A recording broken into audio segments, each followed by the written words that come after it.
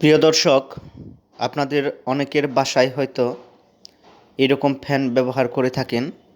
এই ফ্যানগুলো দীর্ঘদিন ধরে চলার ফলে ফ্যানগুলো স্লো হয়ে যায়, বাতাস কম দেয়। এই রকম হলে এটার কি পরিবর্তন করতে হবে, আজকে সেই জিনিসটি আমি আপনাদের সঙ্গে শেয়ার করব। তো আমার এই ফ্যানটি দীর্ঘদিন চলার ফলে এটা এখন স্লো হয়ে গেছে, এটি বাতাস কম দেয়।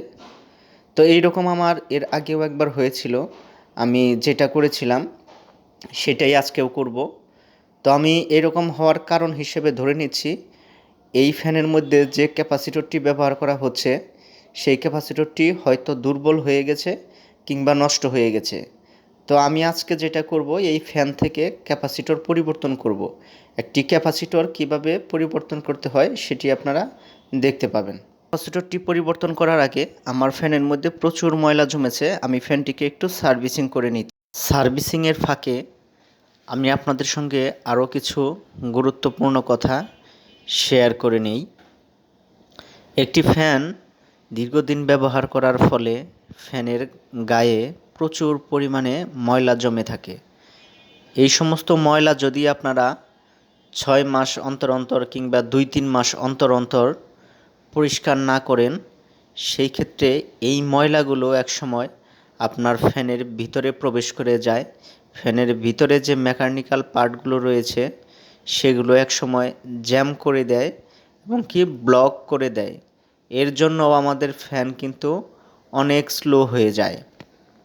তো এই রকম হলে আপনারা 2 মাস অন্তর অন্তর কমপক্ষে এই ফ্যানগুলোকে সুন্দরভাবে পরিষ্কার করে দিবেন।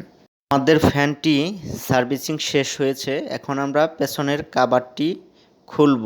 পেছনের কাভার খোলার পর আমরা ক্যাপাসিটর কিভাবে পরিবর্তন করতে হয় সেটা আপনাদেরকে দেখাবো।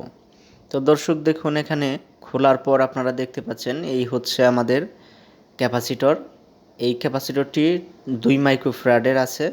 তো আমি এইরকম সেম মাইক্রোফ্যারাডেরই আরেকটি ক্যাপাসিটর এখানে লাগিয়ে দেওয়ার চেষ্টা করব। তো এই ক্যাপাসিটরের এখানে আপনারা দেখতে পাচ্ছেন যে আমি আরেকটি ক্যাপাসিটর দেখাচ্ছি, এটি 2 মাইক্রোফ্যারাডের একটি ক্যাপাসিটর। তো এটা আমরা এখন খুলে নেব। ক্যাপাসিটরটি খুলে নিতে হলে এখানে 2টি কেবল আছে, কেবল 2টি, পিন 2টি এখান থেকে আলাদা করে নিতে হবে। এরপর এই ক্যাপাসিটরটি খুলে নিতে হবে।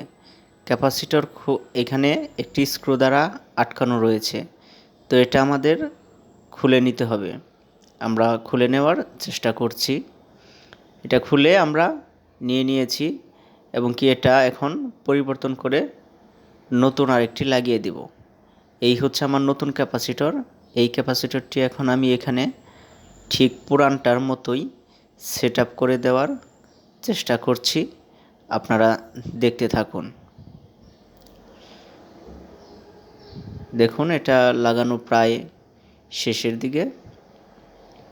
এখন আমরা পূর্বের ন্যায় এই ক্লিপ 2টি আবার ক্যাপাসিটরের 2 প্রান্তে সুন্দরভাবে লাগিয়ে দেব।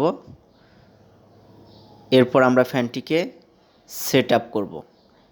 পেছনের যে ব্যাক কাভারটি খুলেছিলাম আমরা, এটা এখন আবার পূর্বের ন্যায় লাগিয়ে দিলাম।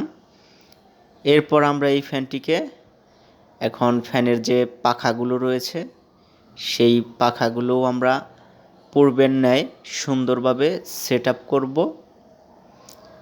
সেট আপ করে আমরা এটাকে চালিয়ে দেখানোর চেষ্টা করব যে আসলে আমাদের ফ্যানটি বাতাস বেড়েছে কিনা বা বাতাস বেশি দিচ্ছে কিনা, বা আমি যে উদ্দেশ্যে কাজটা করছি সেই উদ্দেশ্য আমার সম্পূর্ণ হয়েছে কিনা।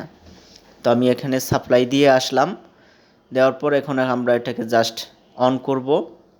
অন করলে দেখুন ফ্যানটি ঘোরা শুরু করেছে। ফ্যানটি আগের তুলনায় বেশ ভালো বাতাস এখন দিচ্ছে, আমি যেটা মনে করি, কারণ ফ্যানটি আমি সবসময় ব্যবহার করি। তো ফ্যানের বাতাস কিন্তু আগের চেয়ে বেড়ে গেছে।